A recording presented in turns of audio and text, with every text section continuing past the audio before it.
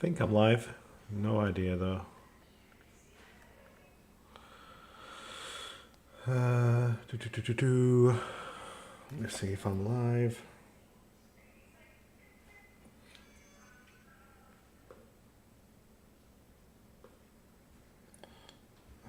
Am I live or am I not?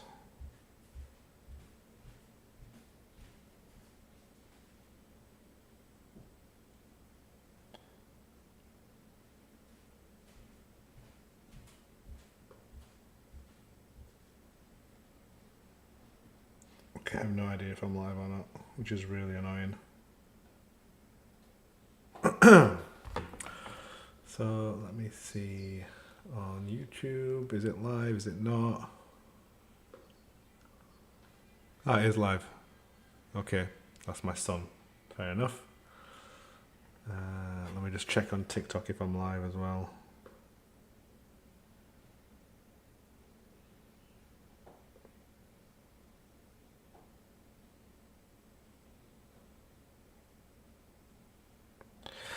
I hate that I can't see that I'm live on a.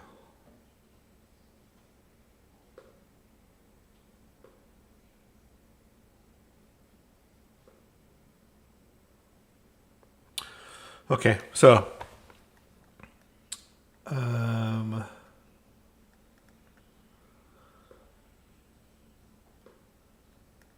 so annoying when you can't see.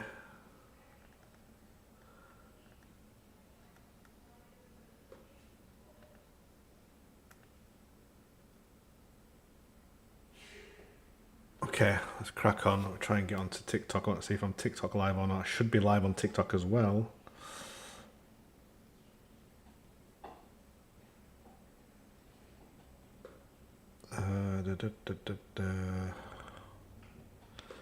So today's, for those that are starting to watch now, today's video, well, today's live, we're actually going to be doing Azure Virtual Machines. We're going to be doing a bit of deep dive into Azure Virtual Machines as well.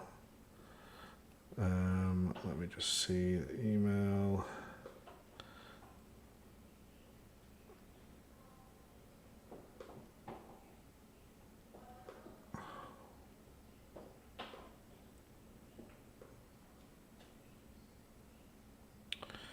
Should be already signed in. Okay. So we're going to be doing a deep dive on Azure Virtual Machines. We're going to be creating a virtual machine. We'll be doing some testing. If you look at my last live, we did. I actually created a virtual network, two virtual networks in two alternate locations, one in America and one in Australia. So we're going to make sure they can communicate with each other. We're also going to be doing some virtual machine scale sets as well to show how that works. So let me just double check that I am live. Let me go to my account. Okay, I'm live. Don't know if anyone's watching, but I am live. Okay, that's good. Okay, let's crack on with this lab. So the first thing we want to do is create a virtual machine. So we've already created, in my last live, I created a virtual network. So we already have the virtual network created in both the Australia location and America.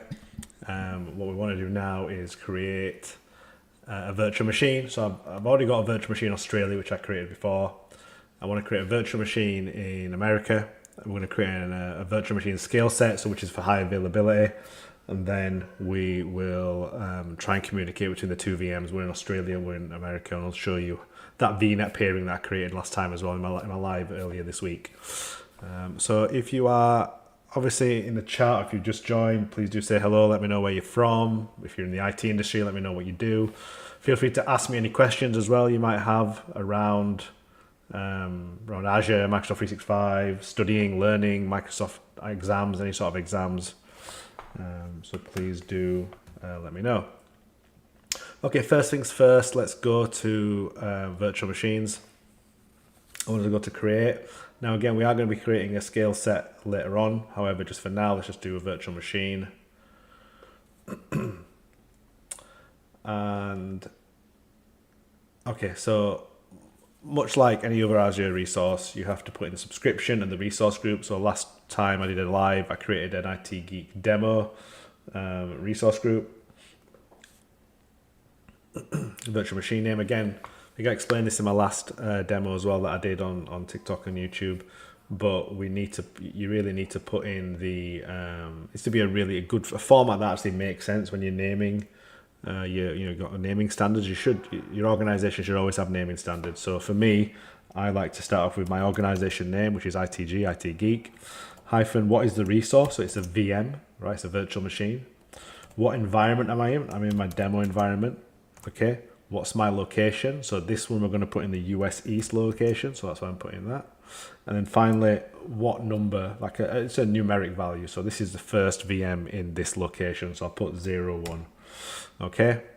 So again, please do drop me a comment or say hi if you've joined. Let me know where you're from and what you do.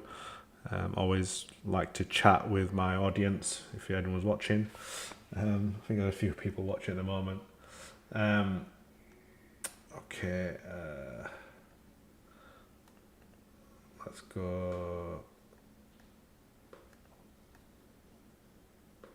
Make sure that's silent. Okay. So next, the region. Now, okay, we want to make sure we pick the US region because this is where we want US East because that's where our East US. That's where our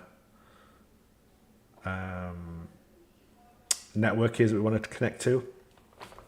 So let's look at availability options now. Right. Again, make sure you only have to make sure you complete the red asterisks. Anything with a red asterisk has to be completed. Anything without a red asterisk normally means that it's already it's already completed, but you can look at that as well. So I want to look at availability options, right? So Azure offers a range of options for managing availability and resiliency of your applications. Again, it's important to plan this. So these are availability zones, right? So we've got a couple of different options. We can have no infrastructure redundancy, so that'll be just one VM in a single data center, in a single region, single data center, single rack, single server, no redundancy. So for example, if that location, wherever this VM is hosted in Azure, was to have any problems, then your VM would have gone available, okay? Availability zone, so this is physically separating your resources within Azure region. So let's say, okay, we're in the US East, right? The US East is a region, geographical region, that has multiple data centers in it. Hi, Tabanes, if that right? Tabanes, if I said that right, hello, thank you for messaging. Thanks for joining. Let me know if you've got any questions around Microsoft Cloud, Azure Cloud, anything like that. So, like I said, with this option that we've got here, availability zone, this is high availability within your region. It could be multiple data centers, right? So essentially your VM would have a copy in multiple data centers within a region. So US East is obviously a big location, right? That'll have, I think it's about, I can't remember how many kilometers, but there's a distance between those data centers. It has to be a minimum distance, right? I think it might be like 300 kilometers or something daft like that.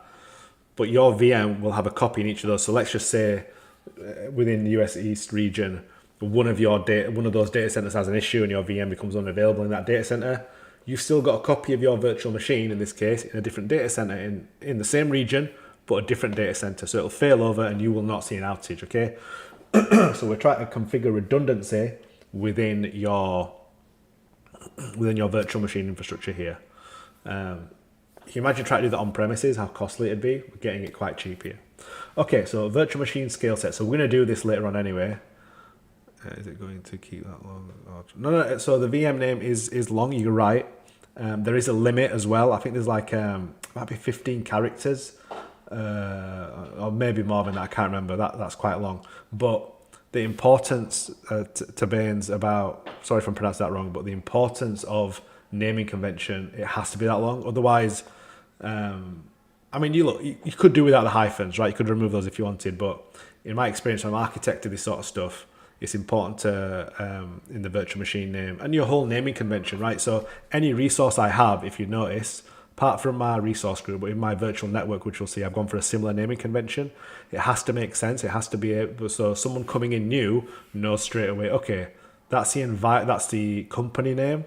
That's a type of resource. That's the environment. That's the location, geographical location, and that's just a numerical number. So although it looks long, this is Azure best practice that I'm teaching you here. Let me put Let me put a link in the chat for you. Azure naming convention. I'll put a chat and just read up on this because this is all to do with the cloud adoption framework as well, which is a totally another topic which is a bit out of scope of what we're doing today, but this is very similar to what Microsoft recommend themselves. Okay, so have a look at that and you'll see that although it looks long, it's quite similar to other naming conventions that Microsoft recommend, right? Yeah, essentially I'm following Microsoft best practice because it's like one of those things, right? It's there. Microsoft have defined it. It's part of the cloud adoption framework. Why try and reinvent the wheel, right? I don't know if you've heard of that. You've probably heard of that saying before. There's something already that Microsoft have provided. Just use that. Okay, cool. Thanks for the question. Really, really good question as well. Okay, so let's go back to availability zone, right? So virtual machine scale set. We're going to create one of those later on in this demo. But this distributes VMs across zones and fault domains, okay? So this is not region specific, it's actually data center specific. So what we need to understand here is the difference between fault domains as well. So that's quite important. And then availability set is automatically distributes your VMs across multiple fault domains. So this distributes your VMs across zones and fault domains. So again, if you look at we're getting less and less with our redundancy here. This is the best redundancy you could probably get, availability zone, so different data centers within your region. What a top that is. Oh, the United top. Seth. Which Seth is that? I've got a nephew called Seth. Is it him? He's a United fan, so it must be Walaikum Salam, Seth, on TikTok. Thanks for the shout out. Okay, so availability zone is the top level redundancy we can have on a VM. Virtual machine scale set is wrong because that's across a zone. So again, a data center will have different zones. So again, you'll have a part of the data. This will be zone 1 in the data center.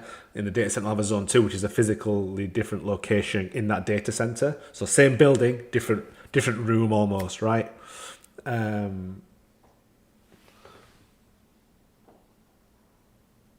Okay, so yeah, I don't remember now. It's a net company. I'm pretty sure, right? Must be net company. There's a surf there as well. Yeah. I remember. Wow. Good to see you, man. Good to see you.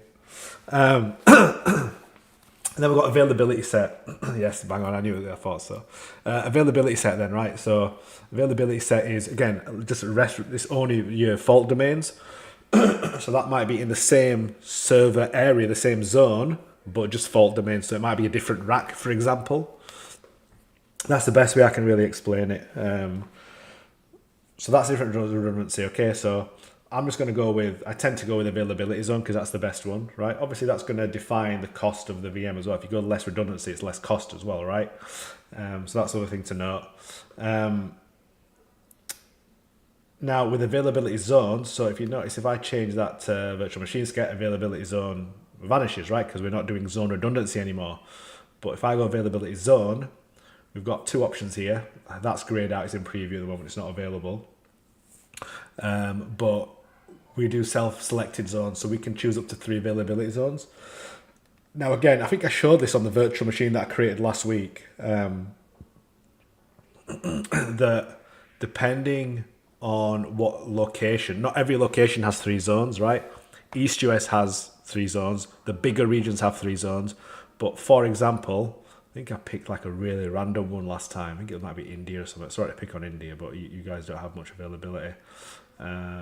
Let's go West India, right? So West Indies has no availabilities. Yeah, I can't even do availability zone. So see there, that explains exactly what I'm.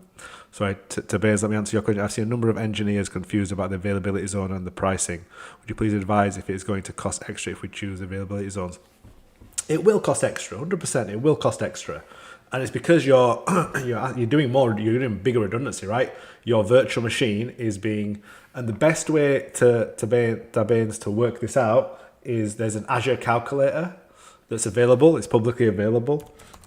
So I always use the Azure calculator. Let me quickly. So it's a great question, and I want to answer it properly. I'll put this link in the chat as well, right? And this gives you this is for guidance, really. This again, depending on the and if you get any, if you get any discounts or anything like that, will define how much it's going to cost. But excuse me.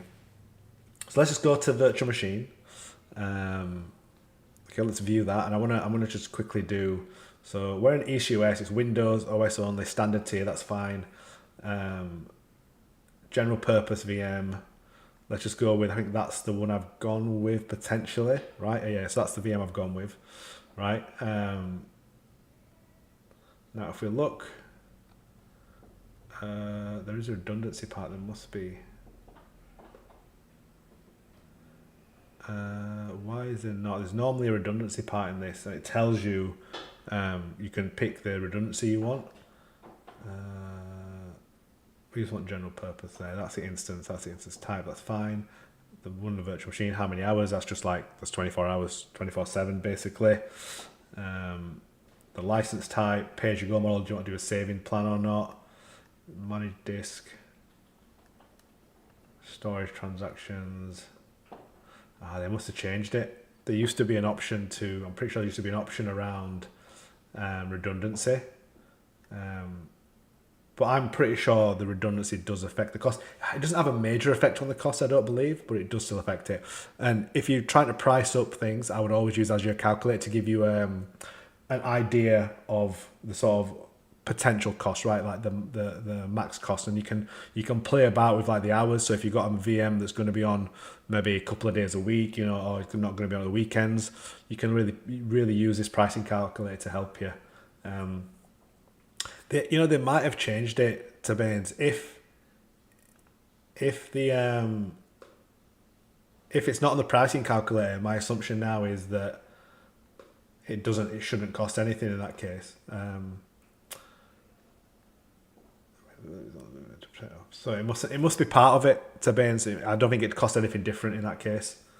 But again, I don't understand why you'd want to not use the most available, availability zone, because that's the most highly redundant, right? So, although I'm pretty sure it should affect it because you're using more compute resources over different zones, it obviously doesn't. So let me just go back to East US. We'll crack on with this lab. Sorry, I don't know if that's answered your question or not. I'm pretty sure it does affect the cost. Now, again, so we could select all three of these zones if we wanted. So this would create us 3 virtual machines in 3 different zones. Okay, so do you see what's happened there? If I select one zone, I'll just have redundancy within this one zone. So you have physically separate your resources within the region. If I select just a one zone by default, but if I select another 2 zones, there's another VM, same name but just with a -2 at the end. If I select zone 3, same VM name but with a -3 at the end. Okay, so that's if you want highly available virtual machines. And if you go like virtual machine scale set, if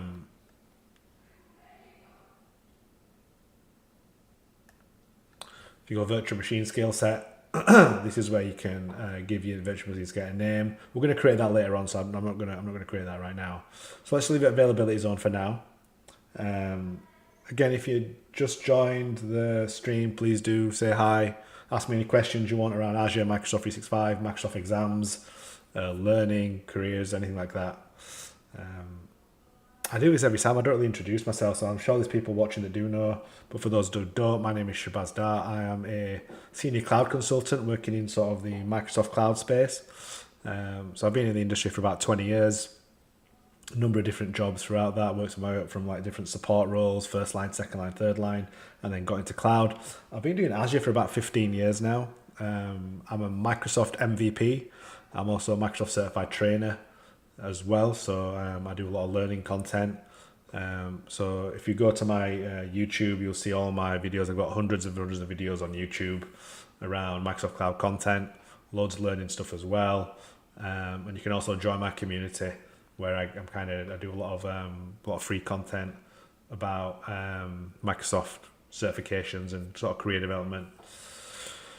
Okay, and I'll put the link in the chat. What's the best way to learn about cloud? So that's more Rudolph Omar. It's a really good question.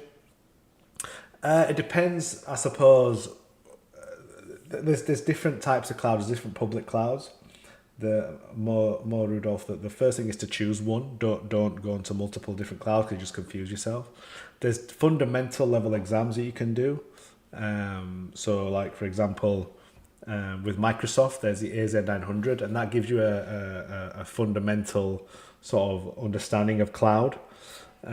What I would say is there's two ways, like I said, the certifications, but also learning practical skills. So what I'm doing today is a demo, right? I'm showing you how to create a virtual machine. Now, when I was learning cloud, I did the exact same thing. I would come on to, I created myself a free Azure account. You get like $200 free a month, I think, which is really good. It's a good starting point. And I basically came on, I'd learn how to create a virtual machine. There's loads of labs you can do that are like lab guides online, Microsoft Learn documents and stuff like that. And I just started practically doing these things and learning how to create them, how to break them, how to fix them, as well as doing the theory. So that's the best way, like hands-on practical skills as well as learning the theory. So for again, I do for people who are interested, as part of my community, which I'll put the link in the chat as well, which you can join. I do Microsoft kind of cloud coaching as well. So if you want to learn cloud, you can join my learning community, and I can help you learn cloud, learn Microsoft Cloud specifically. I will put the link in the chat right now. So that's for the people on YouTube, for the people on TikTok. I'm going to have to do it through my phone, unfortunately. So bear with me. And then we'll continue with this lab. But yeah, so that's the zone redundancy. Let me quickly just share this on the chat for people who are joining on TikTok, because for some reason I can't seem to manage both these chats at the same time, which is a bit annoying.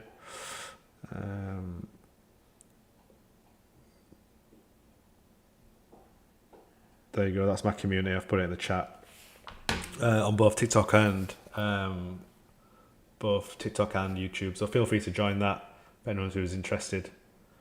Okay, let's continue with this lab. So that's zone availability. Baines, is a really good question. I hope I've answered it. If I've not, please just let me know and I can go further into it. Security type. So this refers to a different type of security features available for your virtual machine. So trusted launch is like a TP chip, like having a TP chip in your within your. So if you give a laptop, it has those TP chips, right? It's like a security chip. This is exactly the same thing. So the options you've got is standard, it's basic level security. Now again, depending on what environment you are configuring this in, right, it's to be dependent on what you choose. This is just a demo, right, this lab. So I can just do standard, no harm, no foul. But in a production environment, it's recommended probably to have the sort of trusted launch is what I would always go with. And it explains, this is a good thing about this portal, it explains everything. So standard is basic security, trusted launch is protection of VMs against persistent and advanced attacks on Gen 2 virtual machines. And you can configure things like secure boot and virtual trusted platform, virtual TPM, which is what I mentioned before, which is like the chip. And then confidential VMs. This is what I've done this a few times for government organizations. So on top of the trusted launch, confidential VMs offer highly confidentiality and integrity guaranteed with hardware-based trusted execution. So this is like, you've got like really secret information you want to put on this stuff, you know what I mean? So normally I'd say government level tend to go with confidential. And again, here there's an option to configure those security features. So like I said, you can disable these things, or you can enable them. Okay, so I just normally go with trusted launch if it's a production environment. This is just a demo. Shows the compute price and not the disk space. I don't know my disk to get the disk price. Yes, no, yeah, okay. So Baines is coming with some class questions. Honestly, big shout out to you, mate. These are quality questions. So the VM price comes with an OS disk, right? So the operating system, so where the Windows or Linux or whatever you install, that comes with the disk, right? That comes with the cost by default.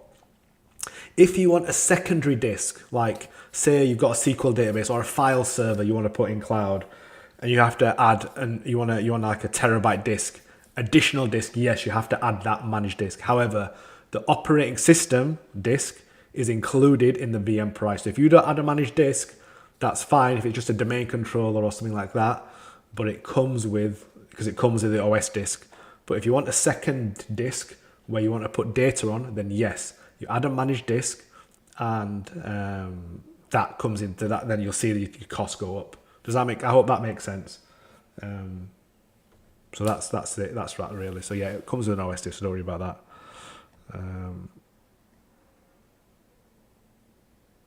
Okay. My laptop keeps asking for updates. I don't know why. Okay, so I'm just going to go with standard security type. Okay, so next is the image. Now this is the OS, right? This is what OS now. There's hundreds and hundreds. You can even click on see all images and see that. For the purpose of this demo, I'm only going to go with Windows because I want to do some. No worries to Baines. Glad that helped. I'm only going to go with Windows, the virtual machine, the OS server OS, because I want to do some pings and command line stuff once this VM's done.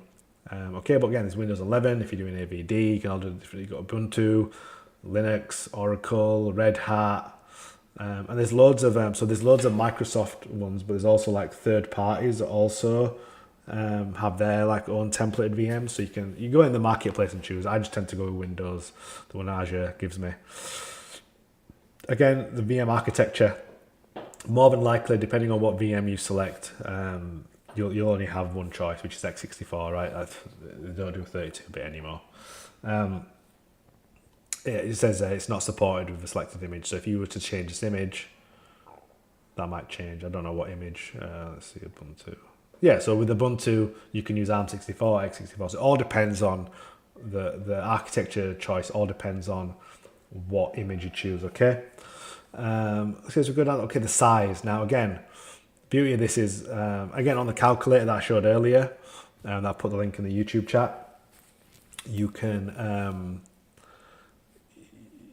specify the VM SKU, and that'll give you the cost. But even here, it tells you the cost, right? So, and it tells like it's a standard. This is burstable. The B family is like burstable, and it's got two vCPU and 4 gig of RAM, right? So I'm going very basic. I'm going cheap and cheerful because it's just a demo for me. But it tells me it's going to be $34.16 US dollars a month, which is cheap as hell, right? But again, you get some idea of cost. The bigger family you go, the more it's going to cost there, right? So look at that one, 16 gig, 4 CPUs, like $274 US dollars. So it's quite expensive, but for demos, I just tend to go with the burstable ones, right? So this is a local username and password, right? So again, I just tend to go with a personal, and we're going to use this to connect to the VM in a little while. Okay. So public inbound ports. Now, for those who joined my networking session that I did the other day, I do not like public inbound ports to my virtual machines. It's asking for trouble. You get people who want to do bad stuff, doing scans, port scans, and they'll hack your VM and just you won't get access to it. They'll block you out. So always stick none to public inbound ports, because we're going to use a Bastion to connect to it, and I configured a Bastion in my last. There's for those who are interested, I'll link my. Let me go to. I'll put a link into last week's YouTube stream that I did, and you can see what I did there. I'll put it on TikTok quickly. I'll put it on YouTube after that. And basically, I showed the virtual network. I showed Bastion what I did with that, and I explained what that was. Okay, so go watch that if you've not already. Where's my? I really need to understand. I need to manage TikTok and thingy together, because it's a ball ache having to message people separately on TikTok and then separately on linked to YouTube. So here's a link to my video on YouTube around the network that I did. Let me quickly change that. Okay, so bear with me, I'm just going to link in the YouTube. If you're not already subscribed, go subscribe. You'll see it on my lives, my previous lives that I've done. But here's a link as well in case you'd shareable link. Okay, so go watch that. I'll do my networking piece on that. Okay, so blocking bound ports, we're going to connect via Bastion to it. And then licensing, make sure, again, if you've got hybrid benefit licensing, make sure you tick this. And make sure you confirm if you've got eligible licensing, okay? Next we've got disks. So this goes back to the question that was in the chat earlier by Tabanes on YouTube. He asked about managed disks. So like I said, the cost, OS disk is included in the cost, right? So that comes automatic. What you can do to limit the cost is depends what type of disk you want, right? So there's again, different disks can be different redundancy. So at the moment I've got premium SSD. This is best for production and performance. Now we're in a demo, remember, so I am more than likely going to not use this in my demo, okay? Go back. Okay, so premium SSD is a top level, right? And that's local redundant storage. So data is replicated within a single data center. So within a single building, you'll have multiple locations, like multiple rooms, and the disk will be replicated within those rooms, okay? Standard, so this again, we're still under locally redundant storage. So within the same single data center. We've got standard, so this is best for web servers, likely use enterprise applications and dev test. And you've got standard HDD, so this is like best for backups, non-critical and infrequent access. I'm going to go cheap and cheerful, right? Because this is just a demo, and I'm probably going to have it for a while here because I'm going to build up these demos. So that's what I'm going to choose, right? Now again, there's locally redundant, now there's zone redundant as well, right? So zone redundant is when data is replicated across those 3 zones I mentioned. So we've got zone failure here, right, within your data center. So best for production workloads, again, that need storage resiliency against zone failures. So if you think about it, a data center will have, the local redundant is within the same, so they have different zones. So each geographic location has different data centers. One data center will be zone 1, one will be zone 2, one will be zone 3. So there's a physically separate locations within your region, okay? So we're talking about zone redundant. I'm going to go for the cheapest one because I am cheap. So we'll go standard HDD. So it's actually saying it recommends premium for premium SSD. So it's saying because I've got HDD, it doesn't qualify for the 99.9% connectivity SLA. So if I was to have an issue with this VM, I tried to log a support call, Microsoft would tell me to get lost, basically, because I've not got the right disk. Oh, sod you. Okay, I'll go standard SSD, right? Anyway, keep on moving. So delete with VM. So what this is saying is, as and when we come to delete this VM, the disk will delete with it. So I normally leave this on because you don't want to have to manage, if you're deleting a VM, you don't want to have to separately delete the disk as well. And then we've got key management. So this is around disk encryption. Okay, so a disk encryption set stores the customer key that a disk or snapshot will use. Okay. To Baines, another question. Does selecting a different disk type affect the SLA? Yes. And that's what this is basically telling us here. So this is telling us, so I've selected standard SSD, right? Premium SSD is the top one, right? If I click a different disk type, which so standard SSD even, the selected VM size supports premium disks. We recommend premium SSD. So I've done standard, it's saying premium SSD for the high IOPS workloads. Virtual machines with premium SSD disks qualify for the 99.9 connectivity SLA. So if I have a different disk that's not the premium SSD, I don't qualify for that 99.9%. So Microsoft do not have to provide me that, okay? From a cost perspective, again, yes, it does affect it. Again, in the calculator, you'll see, if you play back with the disks, if you change from premium to standard to HDD, you'll see the cost go down. Like HDD, like the old type hardware hard disks is just cheap as chips, whereas premium obviously a bit more expensive, and there's solid state disks as well. I'm guessing if I choose a zone redundant disk, then it's going to cost. Yeah, it won't cost. It won't be astronomic to Baines, right? It won't be astronomic cost, but you will see. Apparently, some comments were filtered. Okay, I've seen that before.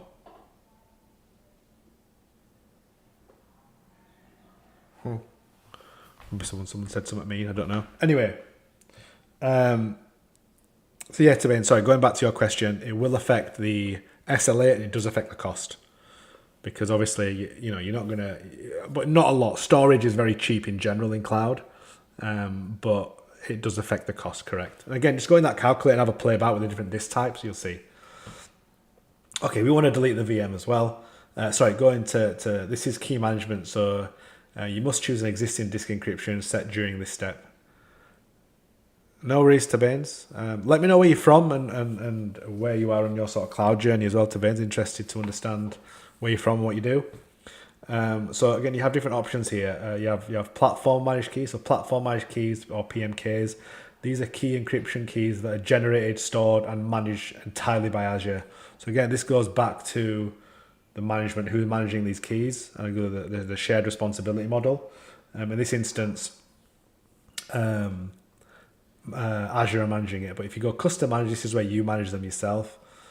So if I and that's not available for us for whatever reason, because we need a key vault. We'd have to integrate it with a key vault. We've not got one.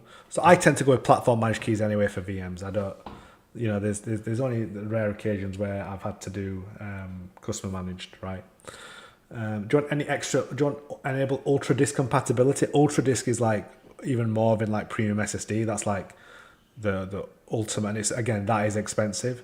That's if you want high IOPS. So if you've got a workload that needs low disk latency, you'd use that. Okay. So this is where we can add a separate disk, a second disk. So that's the OS disk. This is a second disk, and as I mentioned, I think on the chat earlier, these are going to be extra costs. Okay. If you've got an existing disk, you can attach that. We're not going to do that. Okay. So. If we go to the networking now, so this is where we can choose our virtual network. We created one in the last demo that I did, live demo, and again I've put the link in both the YouTube chat and in the TikTok chat, so please go check that out to see how I created the network. So that's my virtual network. Select that. You select your subnet, which we've already created as well. Now public IP again. Unless this is a publicly facing virtual machine like a web server, even then you shouldn't have a publicly facing. You don't need a public IP, because there are other. So I'll leave that basic. There are other services that you can use instead of having your virtual machine publicly facing. So you can use like an Azure firewall. You can use a gateway. You can use an application gateway.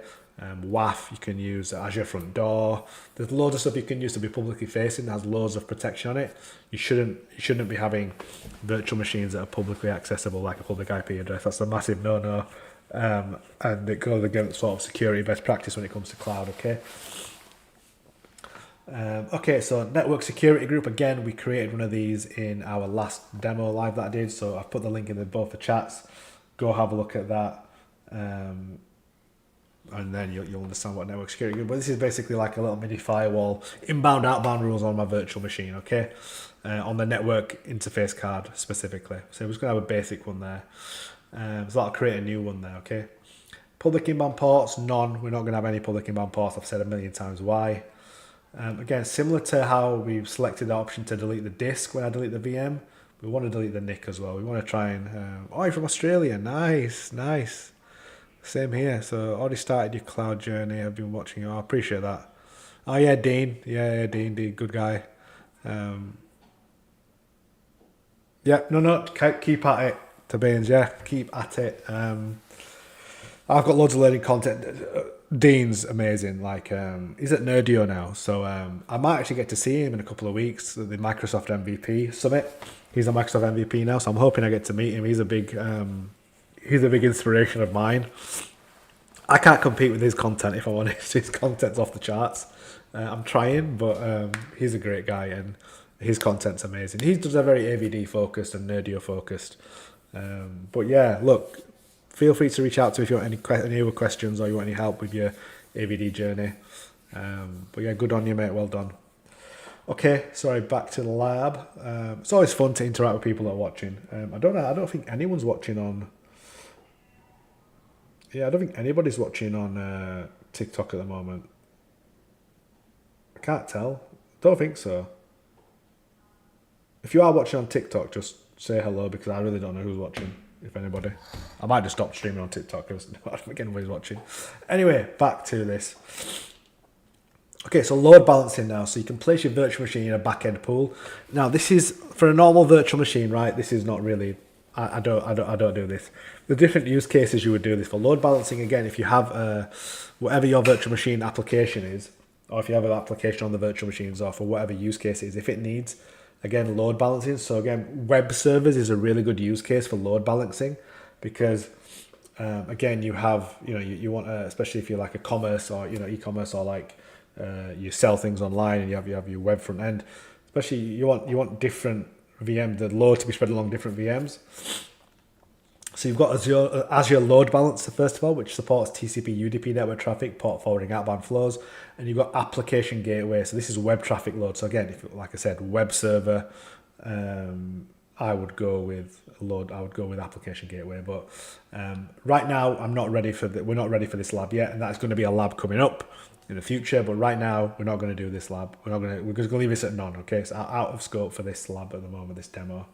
Okay, go to management now. So that's the networking tab done. Go to management. Now, again, I'm not going to select any of these, but I just want to go through them quickly. Microsoft Defender for Cloud, if you have that enabled on your subscription, this gives you protection against your servers. I'm going to do a full live demo on Windows Defender for Cloud because it needs its own demo. One of my favorite solutions from a security perspective of Azure and Microsoft 365. So I'll do another demo around that, so don't worry. Put that in your calendars whenever I do that. This is if you want to integrate a managed identity. And again, we're not quite ready to learn about managed identities yet, but this is like think of it as a service account for Entra. It's like a service account for on-premises, if you remember that, right? And again, these little eyes next to it, they give really good explanations. So when you're going through this lab on your own, have a look at that.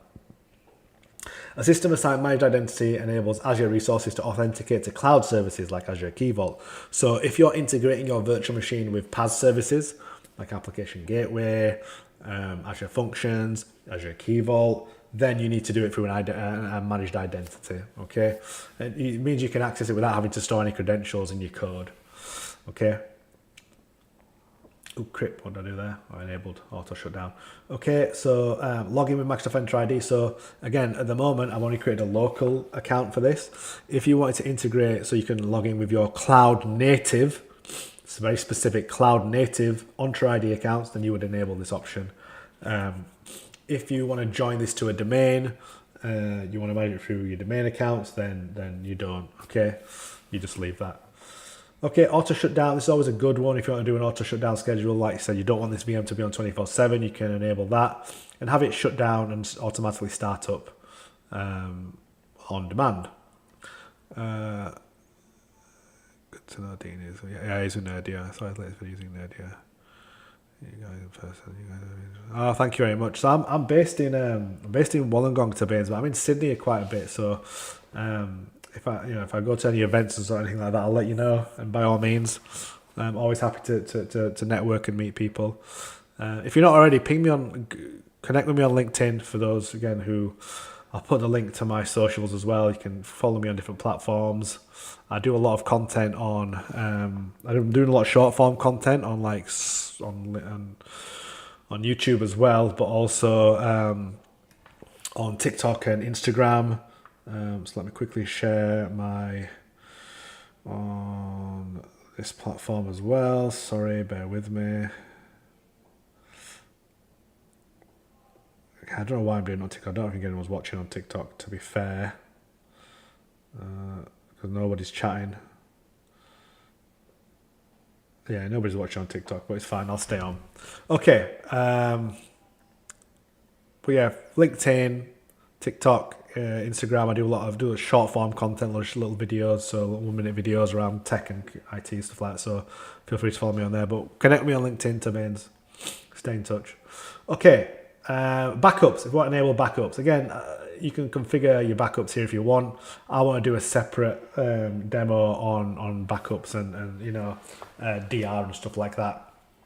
But if you want to configure backup, again, just because it's cloud doesn't mean you don't need backups. If you look at the shared responsibility model, this is one thing that we are responsible for as consumers. We have to back up our data. We have to back up.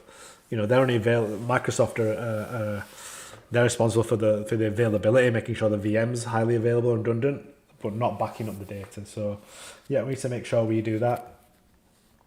Site recovery is DR basically. So again, we're going to do another demo around that. But this is basically enabling disaster recovery in case. So this is essentially synchronize your VM to a different region, but it'd be dormant. So in case, for example, you had a massive outage, it could flick over. Similar to disaster recovery on premises, right? Similar to that. Guest OS updates, you can enable periodic assessments. This allows Azure to check for latest updates daily on your VMs.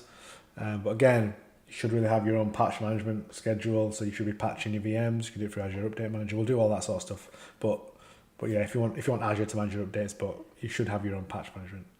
Hot patch, again, this is disabled. It's not available for this image. Depends what image you have. But enabling hot patch is basically allows you to take critical and security updates for your virtual machines without restarting, which is really cool. And then patch orchestration option, again, it's going to allow you to control how patches will be applied to your virtual machine. So you can have automatic by Windows, manual, so you turn off that Windows update option. But again, I'm going to leave those because we're going to do a whole piece around Azure Update Manager, which updates VMs. We're doing a whole Azure Arc one as well for on-premises stuff. That's probably going to be my next one, my next live that I do later on this week. But yeah, make sure you follow my other socials so you can keep eye on when I'm going live, because I do announce it on my other socials when I'm going live and stuff like that. Let me just open something up so I can see who's what. Okay. Okay, so that's the management one done. Let's go to monitoring now. We're almost at the end now, and we're almost going to be able to review and create this. So configuring monitoring options, again, this is when you're going to integrate with Azure Monitor. So you can enable recommended alerts. So add commonly used alerts to get notified on important events happening on your resource if you want. You can tick that, and then you'll be able to create the alert rule. I'm not going to do it in this case because, again, I want to do a separate piece on Azure Monitor. These are all solutions in Azure that integrate with virtual machines. I don't want to create them from here because if you look, I want to go actually into their blades and configure them properly. Diagnostics, you can, again, the options you've got here is to enable your manage storage, which is recommended. I normally leave this at the default. Again, it just gives you it just logs like diagnostic information. You can enable guest OS diagnostics if you want. So this is, you get metrics every minute for your virtual machine. You can create alerts around that, and this is enabling application health monitoring as well. Again, generally, I tend to manage these outside of inside Azure, but on the actual solutions themselves, Azure Monitor and things like that. So I leave all these unticked. And again, because you should be designing a full solution, Azure Monitor solution, all that sort of stuff. Okay, advanced is kind of additional configurations, right? If you've got any extensions you want to deploy post-deployment, any applications, files that you want to do post-deployment, any custom scripts that you want to do, this is all that side of it here.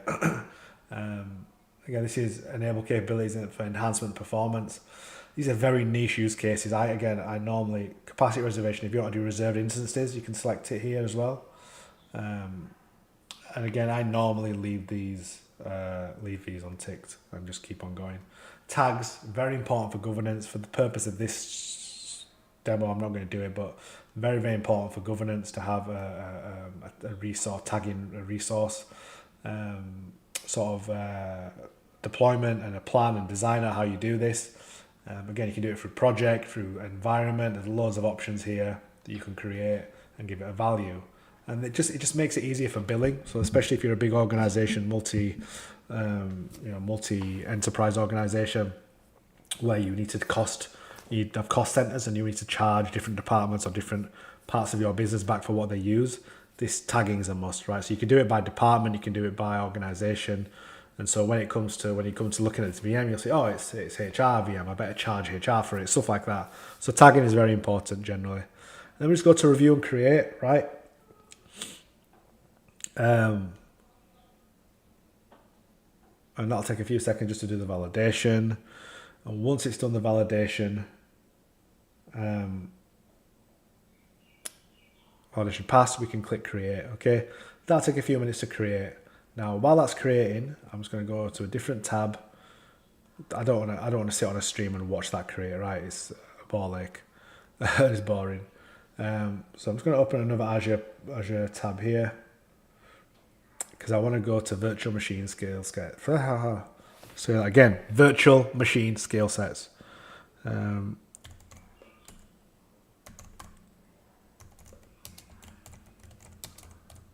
Scale sets, there we go. Okay, so VMSS, virtual machine scale sets. This is where we have a set, basically we have a set of, it's basically load balancing VMs, okay? Again, depends what requirement. I've seen some really weird new use cases around this, like for VDI sort of purposes as well, which I think is really weird. Now, look, we could just go into our VM, go to virtual machine scale sets here, right? It's the same thing. Or, when we're creating a new VM, we have the option here as well to create a virtual machine scale set.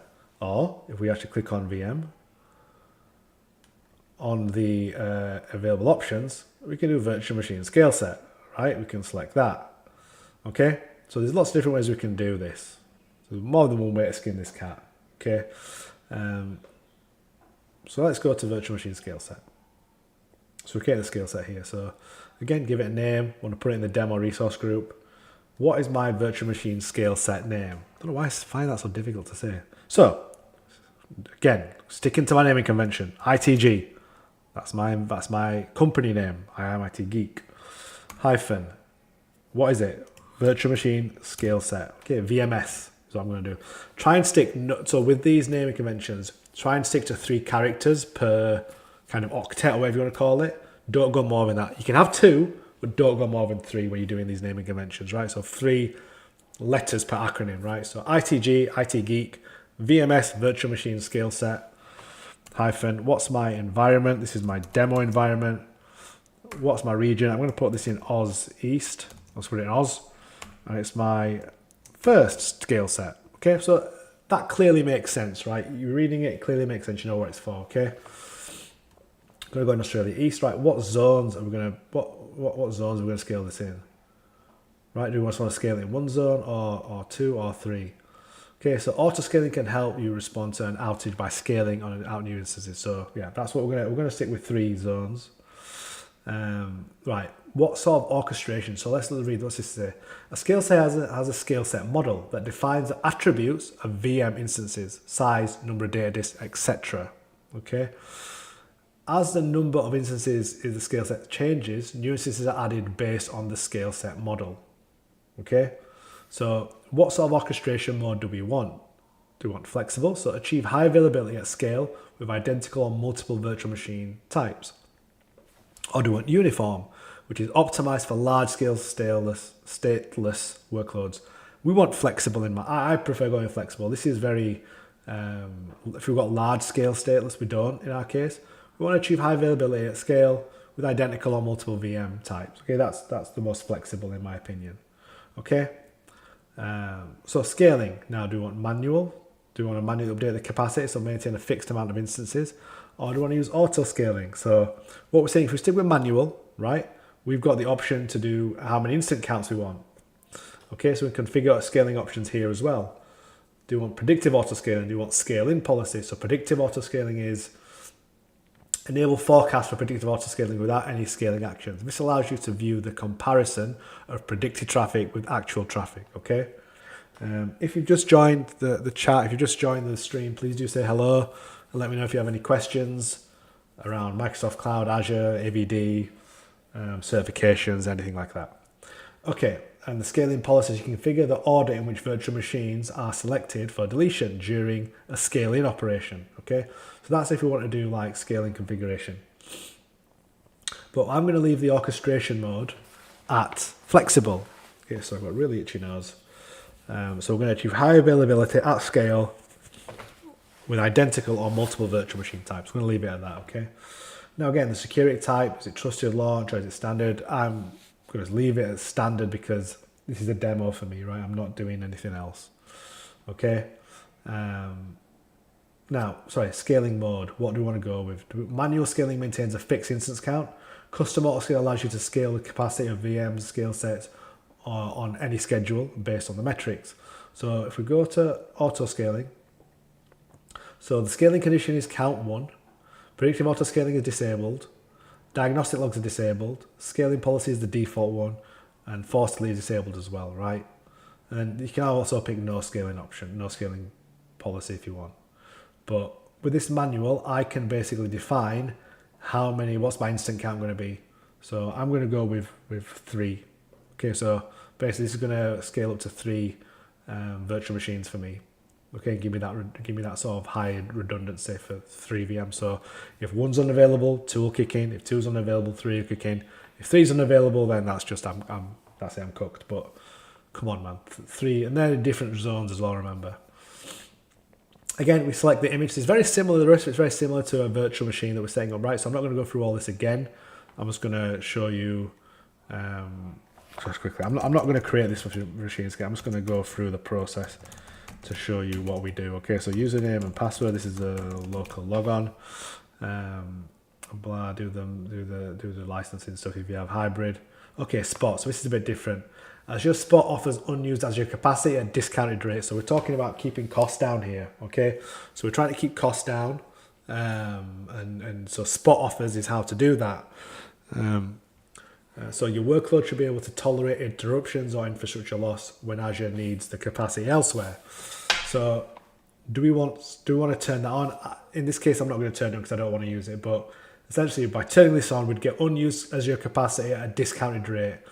But if we can afford for this workload to be unavailable for a short period of time, if we can tolerate interruptions and downtime when capacity is needed elsewhere for somebody else, from another organization, then we can use this. So you know what?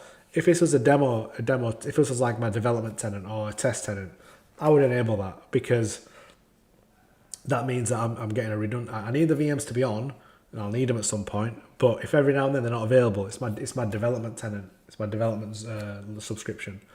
I'm not going to turn it on because I'm not going to create this VM, but that's a good option to turn on if you're doing like development or test. You've got eviction types, so you can select eviction options. You have to turn on that if I want to use it. But this is like, so Azure Spot offers 2 eviction methods. Up to pay-as-you-go and max price. Up to pay-as-you-go will allocate capacity to you until Azure requires that capacity for pay-as-you-go workloads. Max price will allocate capacity to you until either the platform price is greater than your set max price. So if I set a price of like $40 for this VM and it goes above that, then it'll price is greater than you. So until Azure requires the capacity. If it goes above that, I'll lose the capacity. I'll lose the VM for a short space of time until the price goes down again, basically. So we're not gonna enable that. Disks, if it's the same as we saw before. Networking, management, these are all the same as we saw before. Okay, but the key thing I want you to look at is the scale sets. Are these options aren't available? Okay, so with this. Very similar to how you select a VM, but we do different on the scaling options, okay? So that's scaling options. Now what I actually want to do is I'm going to come out of this. I'm going to go back to virtual machines, no dramas. And look, we've got one in Australia East and one in East US, okay? So let me connect to my Australia East VM here. We're going to do a test, so I'm going to see if my VNet pairing's working here. I want to prove that my VNet pairing's working. Okay. So I want to connect to this VM, connect via Bastion. I hope I can remember what I set my username and password to. That'd be embarrassing. So this is Bastion. This is us now remotely using a safe RDP SSH connectivity. Okay. So we're going to choose our keyboard. I'm going to use English UK. Sorry, Americans, I just don't like English US. my keyboard. Gives me the ick. So my local username was that, and I think my password was this. So I'm not telling you guys it, but and then we connect. You need to have pop-ups enabled for this to work, by the way. Thought my it's done that. Who's going to do that?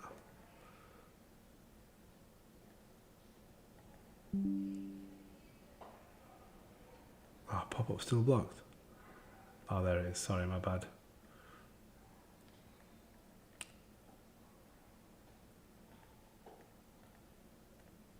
Okay, let's try again.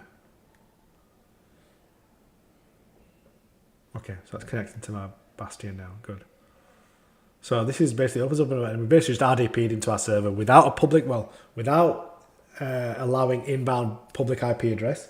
We do have a public IP address because you need it for Bastion.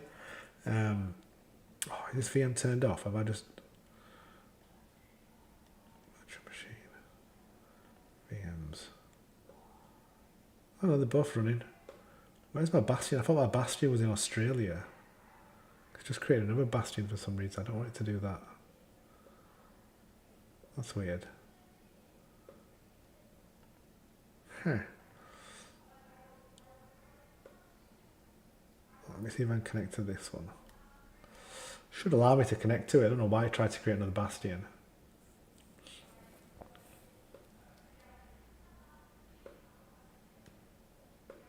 Okay, so no, let's go back to virtual machines. We should be able to connect this Australia one without. I don't know why it's created another Bastion, but it has done. Killing me. Connect.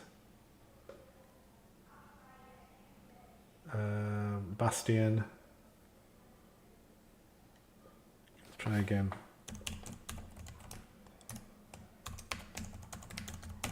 I might put my password as somewhere else. Why it didn't work.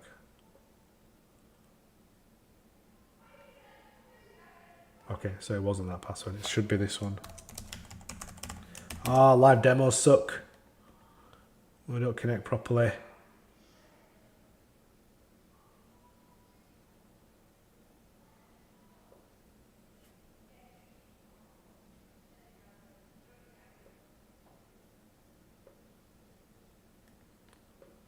Come on. Why is that not connecting? That's so annoying.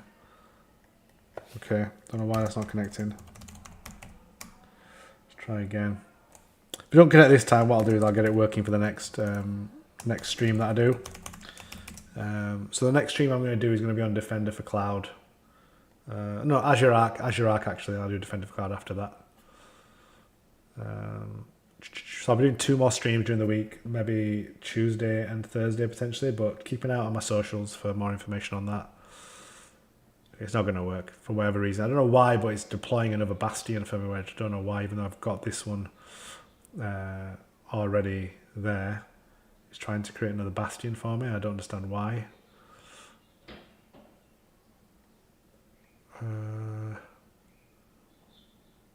Yeah, okay.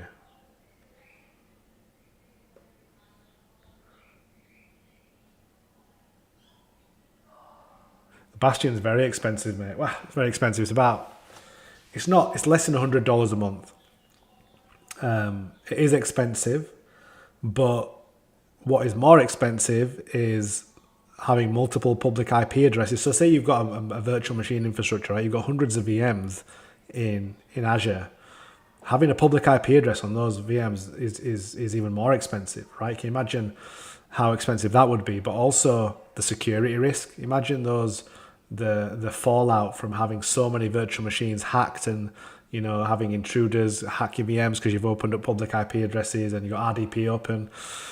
The cost of Bastion should not put you off how expensive and not compared to the cost of a security breach and number of public IP addresses for each virtual machine is cheaper than that if you think about it as well. So I get what you're saying, the Baines. It's not cheap. It's not very expensive, but about a month. Talking about maybe $100 a month. But from a security perspective, from a management perspective, it makes sense. Because you only really need we're talking best practice, you normally put a single bastion in your hub network. Your hub network is like the center. We're going into cloud adoption framework here, right?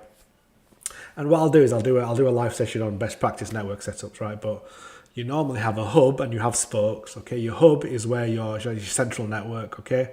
That's where all your network management stuff goes. So if you have a firewall, that's where it'll get deployed in that central. It's the platform subscription basically for your hub. You'd also have, like, if you had any network watch or anything that's to do with network management, you would have in there, including a bastion. And then that hub is paired with all your different spokes. So your spokes can be like your production spoke, your development spoke, your test subscription, your AVD subscription. So to communicate with the outside world or communicate with each other, those spokes have to go through that hub. So you would only have a single bastion in your environment. You won't have multiple bastions. So although it's about $100 a month, if you're managing hundreds of VMs right in Azure, it's a no-brainer for $100 a month compared to 100 public IPs. The cost there's no comparison there. I hope that makes sense to Baines. If anyone has just joined the chat or joined the stream, please do say hello. Don't be shy. Say hello. Let me know where you're from. If you work in IT, let me know what you do in IT as well. Okay, my bastion's not working, and I think it's because it's trying to deploy another one, which is really annoying. I don't understand why. But that VM should be connecting, and it's not. It's a bit frustrating. I don't understand why that's not working. Really, you should be able to go here. You should be able to go VM password, put your username in, and put your password in, and that should connect. I might have to reboot the VM, that might be why. So it's trying to connect. Hey, connected, thank God for that. Right, that saves my blushes, somewhat rotten. Although that would have been very embarrassing. Hello to anybody who's just joined on TikTok. Please do say hello in the comments. And let me know if you have any questions relating to Microsoft Cloud or AVD or Azure or Microsoft exams or anything like that. Okay. Right, so let's just accept all. This is the first time I've logged in, so I've got all this crap. This is all the new server crap. We're not really bothered about any of this. What I just want to do is just show you a test. So this is my VM in Australia in a different zone. And I've got a VM in the US here, okay? Totally different zone, totally different network. But this is what I want, 10.4. So I'm going to open command prompt.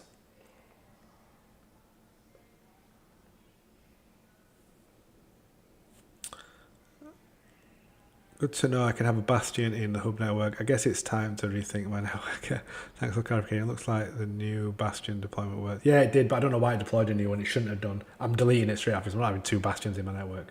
I'm going to delete it as soon as it's done. Okay, so I want to ping my VM, which was, so I wanted to show connectivity. If this doesn't work, I'm going to laugh my head off. So the IP address was, so you can see here, my Australia VM. Let me just show this. Let's do an IP config first, okay? IP config. Okay, so I'm on a 10.0.20.4. Okay, whereas my American IP is 172.6, so different network, different region, other side of the world, okay? So I'm going to ping 172.16.0.4. Was it 0.4? Was it 0.4? No, 10.4. Missing a 1. My bad.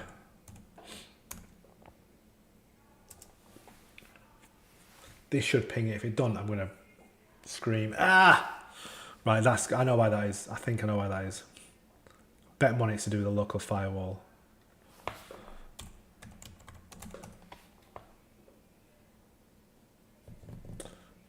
Hate local firewalls.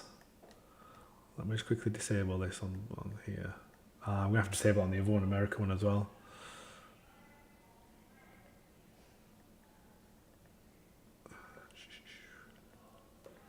Don't know if it's going to work now either. What? Oh, why did I type 190? Someone could have told me I did that. No wonder it didn't work.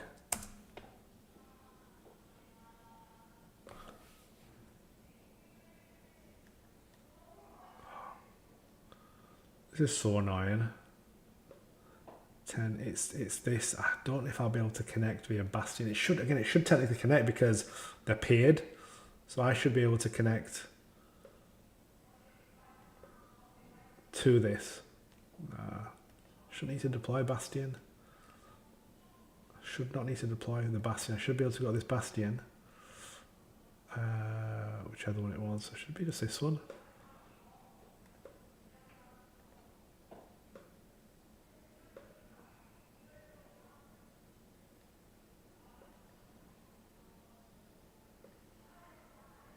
So I'm obviously connected from this one, I think. So this is my basic one. This is using a standard one. Oh, it's using developer one. Okay. Right, the reason this isn't working is because of the firewall. There's a local firewall. Let me see if I can browse to it at least. Let me see if it let me do that. So // 172.16.10. I think it was 4, wasn't it? /C$. Stupid, right, the firewall's causing this problem. I bet money it's a firewall. Because my pairing is still up. If I go to the virtual machine, my pairing should still be up. Networking, sorry, pairing, where it's settings. That's virtual networking, not the VM. So if my Aussie one's here, if I go to pairings, that's fully connected, so US to there is connected. If I go back to the US one, pairings, that's connected. So technically this should work, but for whatever reason it's not working, which is very, very frustrating. And I think it's to do with the firewall. Okay, so unfortunately I will have to try and get the other, actually no, let me try and, this ain't gonna work either. Shouldn't, right, it might be the NSG, you're right, it might be. I should still be able to connect to it. Let me see if I can, this might not work either. I should be able to communicate though. I'll do a trace route in a second actually. 172.16.10.4. Right, okay. Right, so that's working. So that proves that the communication's working. You might be right, Tabanes, it might be the ping that's disabled. You should still be able to browse it though, the files, the C drive. Oh man, where do I put my password? It's either this or another one.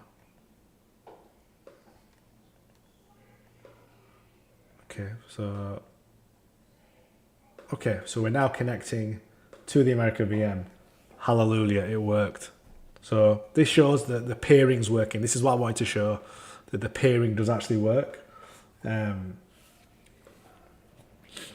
you've just joined the chat, please do say hello. I feel like my daughter's just joined the chat because she's just... Zoya. Okay. So again, we've got all the new VM crap that we don't want to look at. But I'll do a quick IP config and to show you that this is actually the VM that we want. So PowerShell, let's do the ping part to the IP config in PowerShell. IP config. Oh, not 7. There you go. So we're on our yeah, so we're on our US demo VM. So there you go, my pairing works, okay?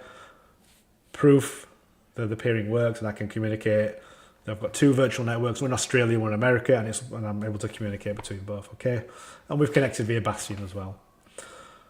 Okay, good. I'm glad that all worked. And that is basically the live done. That's all I wanted to show. Thank you to Baines for joining and being so active in the chat. Everyone else who is watching, feel free to ask questions in future. I'm here to answer any questions you have around Microsoft Cloud, Azure, M365, learning and stuff like that. Please do hit follow if you've not already done so. I do a lot of content. I do a lot of TikTok content, Instagram content. I've put the link to my socials as well already. I'll just, for anyone who's newly joined, I'll quickly do it again. I'm on LinkedIn and stuff like that as well. Feel free to connect with me and ask me any questions. And I will also put the link to my learning community as well. One more time for anyone who's joined, feel free to join that. Again, I send out emails with different learning content. I've got a lot of free content on there. You get access to my private YouTube content as well, which is all my exam content. So yeah, that's it. Thank you very much for watching. Keep an eye out on my socials where I'm going live again. I'm going to try on Tuesday. So we'll try and aim for Tuesday and see what happens.